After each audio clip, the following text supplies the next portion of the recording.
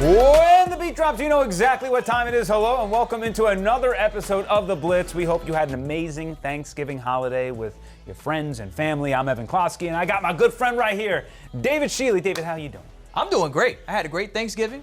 Ate real good food. Had a good nap after that food. Yeah. You know, I'm feeling good. The nap is critical. Nap is critical here. Just like this pony package is critical because you never know who's going to get the ball. Could be you. Could be me. Could be Bucky Irving. Could be Rachaad White. I don't know. We're going to talk about it in today's show, how Liam Coen is cooking with this scheme. Also, what it'll be like for the Bucs to face his predecessor in Dave Canales. Plus, how the Bucs helped out our community during the holiday season. Well, let's get to it. This is the 10 and 10, the 10 most important storylines you need to know before this NFC South battle between the Buccaneers and Panthers. This is the 48th time these two squads are squaring off. Carolina leads the all-time series 25-22, but the Bucs have won 7 of the last 8 matchups here. Tampa Bay is coming off a dominant 30-7 win against the Giants, while the Panthers took the Kansas City Chiefs down to the wire, losing by a last-second field goal, though I guess everyone takes them down to the wires these days. So, again, looking at the season for the Panthers, they were the laughing stock of the league for a lot of this time. Group jumped out to a 1-7 start and lost those 7 games by a combined 161 points. At some point here, David, Bryce Young even lost a starting quarterback gig. Yes, but he did get the job back. He's back under center, and in the last 3 games, Carolina is looking like a different team. In those last 3 matchups, they went 2-1, with all of them decided by 3 points or less. So it's starting to look like Dave Canales is developing his younger talent, and they are responding. At number 9, let's talk a little bit more about Dave Canales, because the Bucs square up against their former offensive coordinator for the first time after reigniting the Tampa Bay offense. Canales immediately got a head coaching gig and brought a handful of people with him. 3 former assistant coaches are there in Carolina, including 3 players: Cam Gill, Devin Tompkins, and David Moore. These 2 teams know each other pretty well as we get closer to kickoff.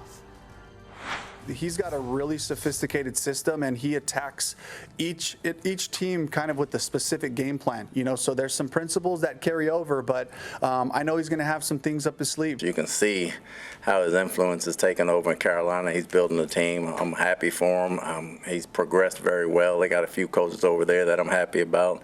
But Sunday, he's going to do his best to beat me. I'm going to do my best to beat him.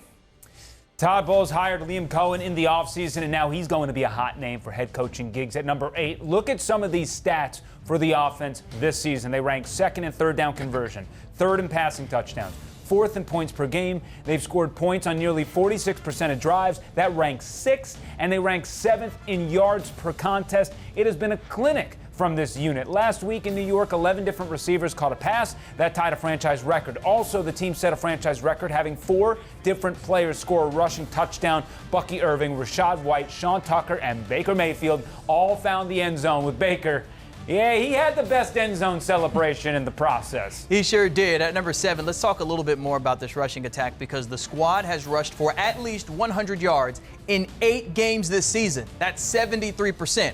In the previous 2 seasons, the Bucs only hit that number 9 times. That's 27%. The team ranks 4th in yards per carry after ranking last in that category the previous 2 years. Also, that 4.9 mark is the best through 11 games in Buccaneers history. So let's bring in James Yarko for our Locked On Bucs Burning Question of the Week. James, Bucky Irving is having an amazing rookie season. He outsnapped Rachaad White for the first time last week. Do you think he should be the starting running back? And how do you think Liam Coen is managing the situation with all the backs? You have 2 really, really good running backs in Bucky Irving and Rachaad White. Rachaad is the better pass blocker. He is historically the better pass catcher, even though Bucky's coming off of a career high performance in receptions and receiving yards. But navigating these 2 guys has to be a difficult situation for Liam Coen. With that said, if the Bucs are running the ball, Bucky needs to have more opportunities than Rachaad or Tucker.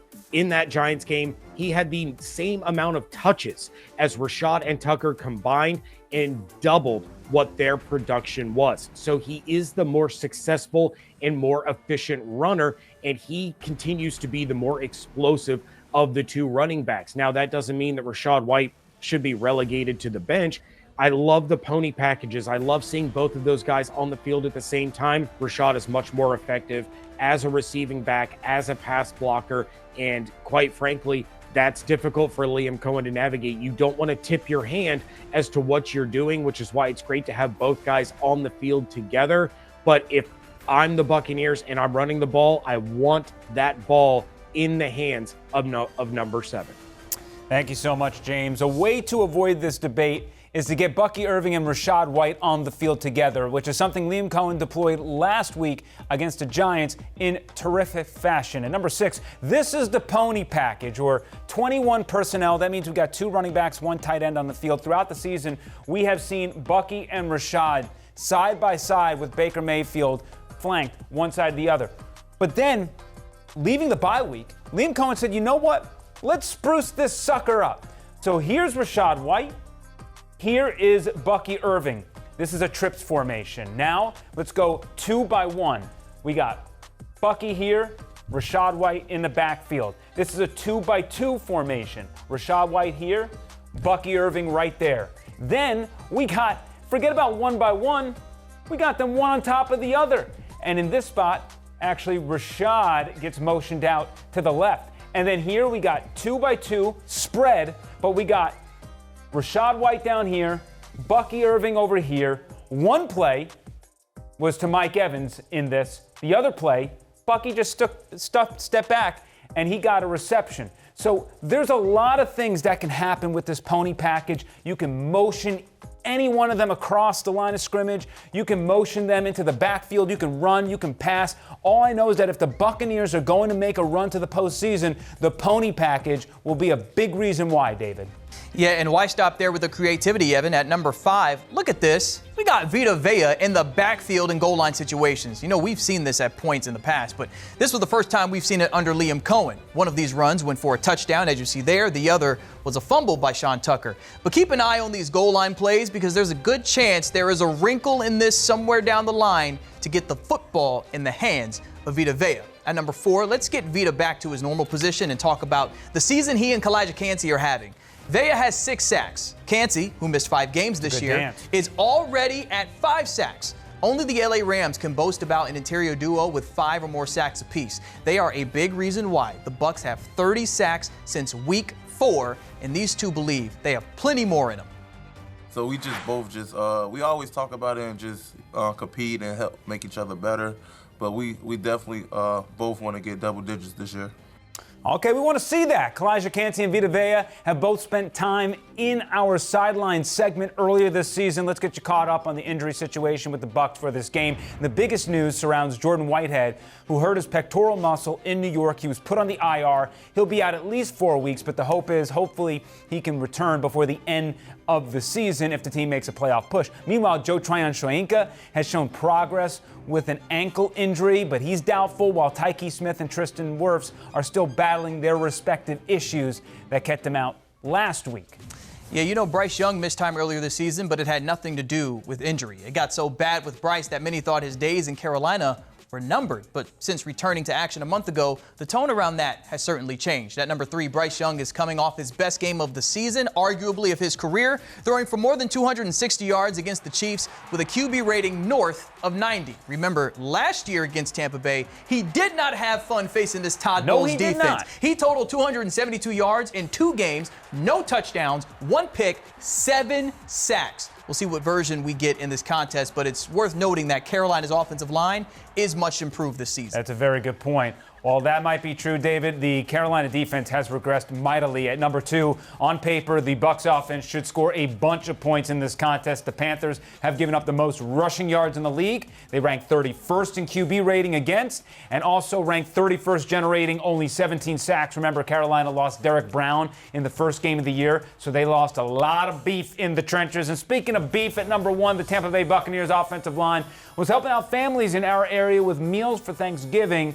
And David, what's your favorite side on Turkey Day? Oh, man, it's the baked mac and cheese with the yams. And when the yams touch the mac and cheese, there is nothing better in the world. What about you? Yeah, I am a sweet potato casserole guy. It's got to be done right. Okay? Execution is key. Process over outcome sometimes. Not in this case. I want to see the outcome. All right, we got to refocus, all right? We must stay focused. Back to the Bucs. On Tuesday, the team hosted their annual Turkey Time with the O-Line, featuring Baker Mayfield and others. This event was launched in 2007. Following this year's event, nearly 15,000 families will have been gifted Thanksgiving meals throughout the years. Also, the Tampa Bay Buccaneers Foundation Social Justice Fund wrote a check for more than $43,000 to Feeding Tampa Bay. Really special for us, because a lot of us come from backgrounds with, coming from nothing. For all these people to come out, they support us over there at Raymond James every weekend. It's doing our best to use our platform and give back, especially around the holiday season. Yeah, we love that. All right, time for the all-out blitz. Let's get to our parlays of the week. For me, I think Mike Evans is going to get a tutty today. I also believe Sterling Shepard and Kate Otten will get over those respective totals you see on your screen. David? Give me the over on Bucky Irving rushing yards. He has been on fire. I've got to get back to betting on Chase McLaughlin hitting 2 field goals. He's usually money. And then give me the under on Jalen McMillan yards. Yeah, his rookie season's been up and down, mostly down. As for what's cooking on 10 Tampa Bay, we got a great doubleheader for you. This is a must-win game for Cincinnati against the Steelers at 1 o'clock. Then at 4:25, this is a Super Bowl caliber matchup between Baltimore and Philly. Checking out our Blitz picks records. Evan and I both picked the Bucs last week. That was a pretty obvious one, so we're both back in the win column.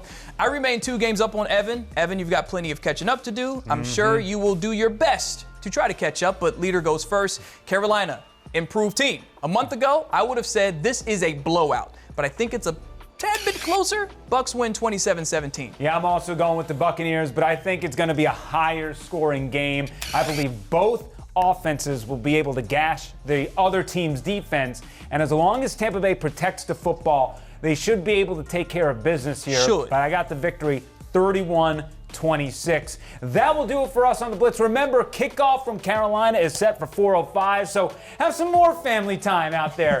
Thank you for joining us again this week. That is David Schiele. I'm Evan Closky. This is the Blitz. We will see you same time or same place next weekend when the Raiders come to town.